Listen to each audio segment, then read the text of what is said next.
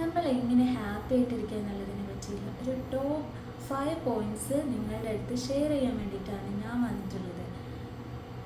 Number 1, നമ്മൾ mentally and physically healthy ആയിട്ടിരിക്കുക എന്നുള്ളതാണ്. മെൻ്റലി ഹെൽത്തി ആയിട്ടിരിക്കണം എന്നുണ്ടെങ്കിൽ യോഗ, മെഡിറ്റേഷൻ, നമുക്ക് സമാധാനം തരുന്ന ഒരുപാട് മ്യൂസിക്കുകൾ, സിനിമ കാണുക, അങ്ങനെ നമുക്ക് മനസ്സിന് സന്തോഷം തരുന്ന കാര്യങ്ങളൊക്കെ നമ്മൾ ചെയ്യാം. ദെൻ നമ്പർ 1 തന്നെ വരുന്നതാണ് നമ്മളെ ഫിസിക്കൽ ഹെൽത്തും കൂടെ നമ്മൾ നോക്കുക എന്നുള്ളത്. ഫിസിക്കലി നമ്മൾ ഹെൽത്തി ആയിട്ടിരിക്കുക എന്നുള്ളത്. അപ്പോൾ നമ്മൾ ഫിസിക്കലി ഹെൽത്തി ആയിട്ടിരിക്കണമെന്നുണ്ടെങ്കിൽ നമ്മൾ എക്സസൈസ് ചെയ്യുക, ധാരാളം വെള്ളം കുടിക്കുക, നല്ല ഹെൽത്തി ഡയറ്റ് ഫോളോ ചെയ്യുക. നമ്മുടെ ജീവിതശൈലി രോഗങ്ങൾ കാരണം ഒരുപാട് മനസ്സമാധാനം നഷ്ടപ്പെട്ട് കഷ്ടപ്പെട്ട് വലയുന്ന ആളുകളുണ്ട്. അപ്പോൾ നമ്മൾ നമ്മുടെ ഹെൽത്തിന് വേണ്ടി, മെൻ്റൽ ഹെൽത്തിനും ഫിസിക്കൽ ഹെൽത്തിനും നമ്മുടെ ഹാപ്പിനെസ്സിന് വലിയൊരു പങ്ക് തന്നെയുണ്ട്. അപ്പോൾ നമ്പർ 1, നമ്മൾ ഫിസിക്കലി ആൻഡ് മെൻ്റലി ഹെൽത്തി ആയിട്ടിരിക്കുക എന്നുള്ളതാണ്. നമ്പർ 2, നമ്മൾ പോസിറ്റീവ് തിങ്കിങ്ങിലൂടെ നമ്മൾ നമ്മുടെ മൈൻഡിനെ റീപ്രോഗ്രാമിങ് ചെയ്യാം. നമ്മൾ സാധാരണ കൂടുതലായിട്ട് നമ്മുടെ മനസ്സുകളിലെ ഒരു പ്രത്യേകത എന്താണെന്ന് വെച്ചാൽ ഒരുപാട് നെഗറ്റീവ് തോട്ട്സ് നമ്മളെ മൈൻഡിലേക്ക് വന്നുകൊണ്ടേയിരിക്കും.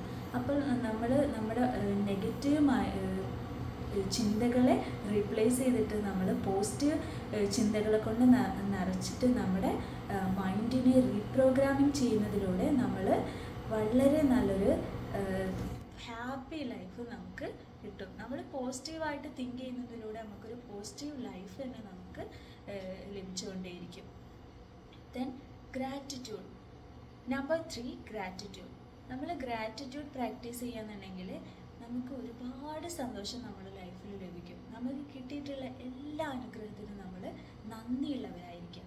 നമ്മൾ നമ്മുടെ ഹാപ്പിനെസ്സിൻ്റെ ഏറ്റവും പ്രധാന കാരണം നമ്മൾക്ക് കിട്ടിയിട്ടുള്ള എല്ലാ അനുഗ്രഹങ്ങളും, നമ്മൾക്ക് കണ്ണിന് കാഴ്ച, ചെവിക്ക് കേൾവി, ഒരു പക്ഷേ ഇതൊന്നും ഇല്ലാത്ത ആളുകൾക്ക് പോലും ഉള്ള കാര്യങ്ങളെ പറ്റി ചിന്തിച്ചുകൊണ്ട് നന്ദി പറയാനായിട്ട് കഴിയും.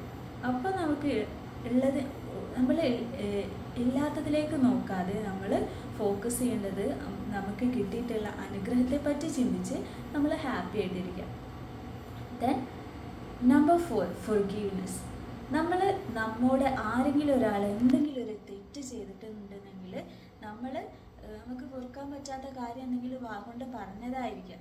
അങ്ങനെയുള്ള കാര്യങ്ങൾക്കൊക്കെ അവർക്ക് അത് നമ്മുടെ മൈൻഡിലിട്ട് അവരോട് വൈരാഗ്യം കൂട്ടാതെ നമ്മൾ അവർക്ക് വേണ്ടിയിട്ടുള്ള നമ്മുടെ മൈൻഡിൻ്റെ സമാധാനത്തിന് വേണ്ടിയിട്ട് അത് അവർക്ക് മാപ്പ് കൊടുത്തിട്ട് നമ്മൾ ഹാപ്പി ആയിട്ട് ഉറങ്ങാന്നുള്ളതാണ്. അത് നമ്മൾ ഉറങ്ങാൻ ബെഡിലേക്ക് പോകുന്നതിൻ്റെ മുമ്പായിട്ട് ആ കാര്യം തീർപ്പാക്കണം. നമ്മൾ അവർക്ക് പുറത്തു കൊടുത്തിട്ട് നമ്മൾ ഹാപ്പി ആയിട്ട് മൈൻഡിൽ നിന്ന് അങ്ങോട്ട് ഒഴിവാക്കി കളയണം. അപ്പോൾ നമ്മൾ ഭയങ്കര ഹാപ്പി ആയിട്ട് ഇരിക്കും.